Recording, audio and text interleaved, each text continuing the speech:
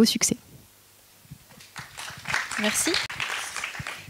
Ouais, l'entreprise, c'est hyper important pour moi parce qu'en tant que citoyen, on a le pouvoir de son porte-monnaie, mais on est un. En tant qu'entrepreneur, on a le moyen de faire les choses en très très grand. Ouais, c'est un truc que j'ai dans le ventre depuis toute petite. J'ai un souvenir avec mon papa qui était en train d'étendre le linge. Juste ça aurait pu être choquant, mais c'est pas ça le truc. C'est qu'il m'a dit, écoute, la personne qui a inventé la pince à linge, c'est tellement simple et pourtant ça a dû faciliter la vie de tellement de gens, cette petite pince à linge. Et j'étais grande comme ça m'est resté en tête. Je l'ai cherché pendant longtemps, ma pince à linge.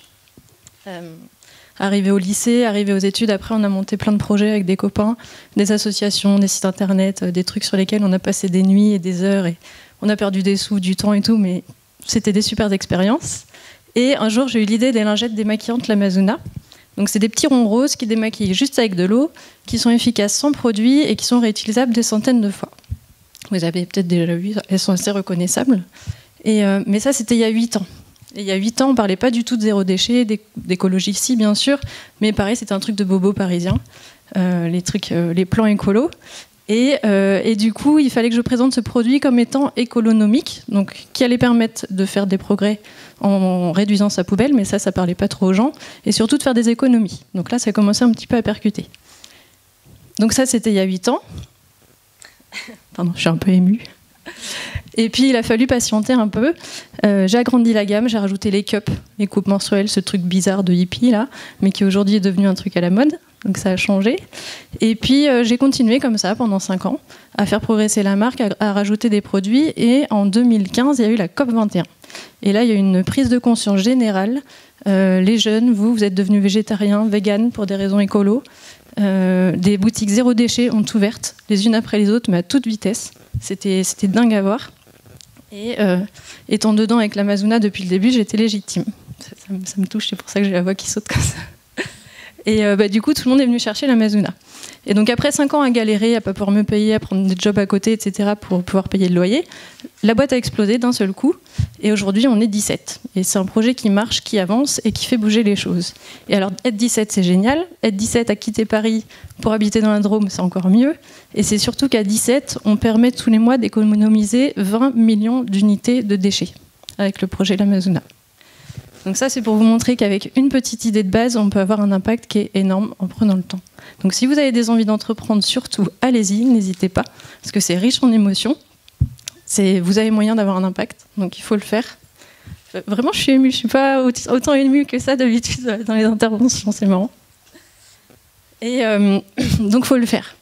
Et après, j'ai plein de copains entrepreneurs qui avaient cette envie-là dès le début, dès qu'ils étaient tout petits. Et il y en a plein d'autres qui rencontrent leurs futurs associés pendant des conférences comme celle-ci, pendant des week-ends où on est des gens passionnés à se croiser. Donc ça, c'est pour l'Amazona. Et puis, il y a Cabane. Donc Cabane, ça, c'est une idée que j'ai en tête depuis longtemps, mais que je n'avais pas du tout le temps de mettre en place. Et Cabane, ça va être un site de vente en ligne de mode responsable. Parce que vous le savez, la mode est la deuxième industrie la plus polluante au monde, à cause de la culture de coton, à cause des fibres synthétiques qui partent à chaque machine que vous faites, et à cause aussi de son impact social qui est terrible. Parce qu'un t-shirt à 5 € chez H&M, on sait qu'il y a forcément un... Je suis vraiment désolée, hein, c'est pas... Quelqu'un veut raconter une blague pour me détendre parce que... Oh là là. Donc l'industrie la deuxième la plus polluante au monde, donc il faut faire un truc.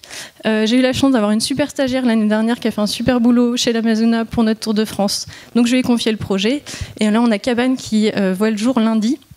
Normalement, on a encore 2 nuits blanches à passer dessus. Et ça va être un site de vente en ligne de mode responsable. Pour montrer, comme chez l'Amazona, en fait, c'est pas que les gens impliqués comme vous qui peuvent avoir accès à ces produits, mais c'est tout le monde qui peut changer sa façon de consommer. Nous, on est là pour montrer que c'est cool, que c'est fun et que c'est pas compliqué. Il me reste encore 7 minutes. Je suis désolée d'être aussi émotive comme ça. Est-ce qu'il y en a qui ont des questions sur l'Amazona et sur Cabane, peut-être? Ah, pardon, il y a un autre temps de questions après.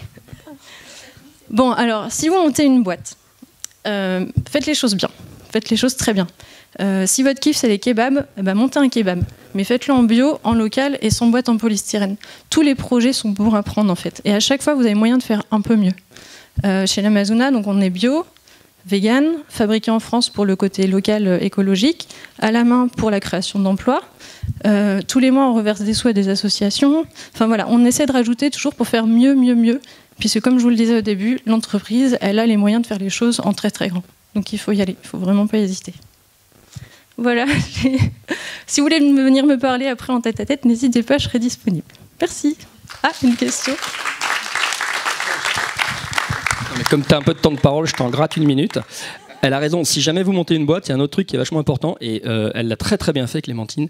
Quand vous avez un projet, c'est solliciter les entrepreneurs de votre écosystème. On est toujours hyper prêt, enfin nous on a eu la chance de s'être lancé, d'avoir que ça fonctionne, on est content, et on est vraiment, moi j'accompagne plein d'entrepreneurs, je trouve ça vraiment canon de pouvoir transmettre aussi et aider ceux qui se lancent, parce qu'on a été contents nous quand on s'est lancé d'être aidés. Donc vraiment n'hésitez pas à venir frapper aux portes des entrepreneurs, à présenter votre projet, à en parler, le secret ça c'est du bullshit, il faut en parler pour le rôder, et venir voilà demander qu'on vous aide financièrement en termes de réseau, en termes d'accompagnement, on sera hyper content de le faire. Je vais rebondir. C'est intéressant, on a parlé de kebab vegan, on a une recette de kebab vegan. Donc s'il y a des personnes qui sont intéressées, on devait se lancer, mon associé est parti en Suisse, donc j'attends qu'il revienne, donc c'est pas demain de la veille, donc s'il y a des volontaires, merci. Merci.